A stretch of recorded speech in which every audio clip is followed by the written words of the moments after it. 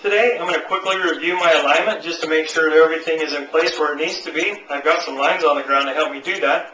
This line right here is my target line that points at my target. Parallel to that line is my body line right here. These two lines right here are the width of my shoulders so that I can stand shoulder width apart on a drive.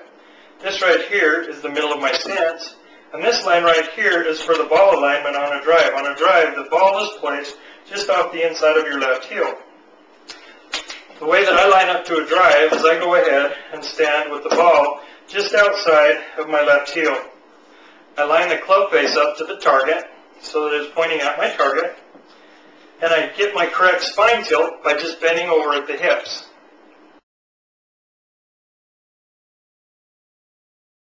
Getting the correct spine tilt starts with having good posture. Stand up straight, pivot at the hips, lean forward, and poke out your bottom.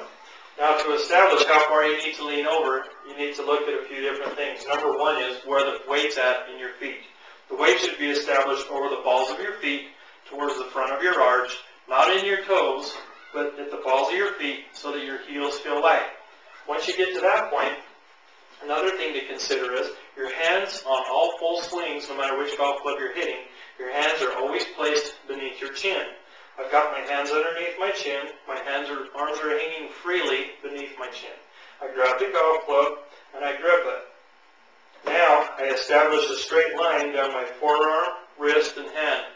I add a slight bend in my wrist right here, and then I can take a measurement between my leg and my grip. For a driver, I should have a full fist and a couple of finger width. That gives me a good spine tilt for a driver. If you're using a shorter iron like a mid-iron would be about a fist width, and a shorter iron down to your wedges will be about 3/4 of a fist. I hold the grip just left of my zipper with my right hand, and I grip the club with my left hand.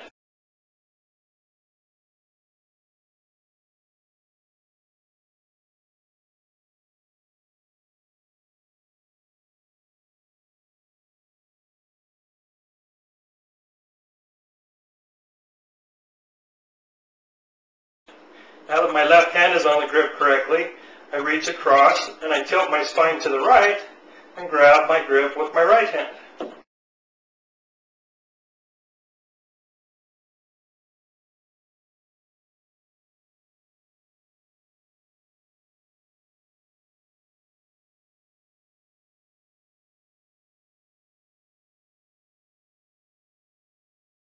Okay, now I'm ready to get my right hand onto the golf grip. Whether you do it with your feet together or your feet apart, the same principle applies. If you were to just reach across and try to grab the grip with your right hand, your right arm isn't long enough because your grip is left to your zipper. If you were to reach across the top and grab the grip, your right shoulder turns forward, and now your shoulders are pointing left to your target. You don't want that. You want to keep your shoulders square to the target. So now what you need to do is to change the plane of your shoulders, which means your right shoulder needs to drop.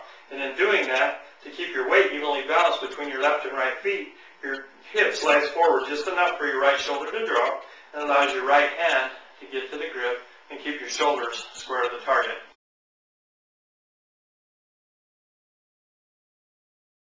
Now my right hand is on correctly. I step into the ball a shoulder width apart and I unlock my knees. To get the right knee flex, you just unlock your knees. It gives you an athletic stance. You don't want to be too deep. You don't want to be too shallow. The angle should be something similar to if you have a straight line from the front of your kneecap down through your foot. Your kneecap should be somewhere over the ball of your foot. That'll give you the correct knee flex. Now I'm ready to hit the ball. I can look down. I can see what it looks like to see the ball in the correct position. Now I know the way that it should feel if I'm set up to a drive correctly. Now you see I have some other balls in place.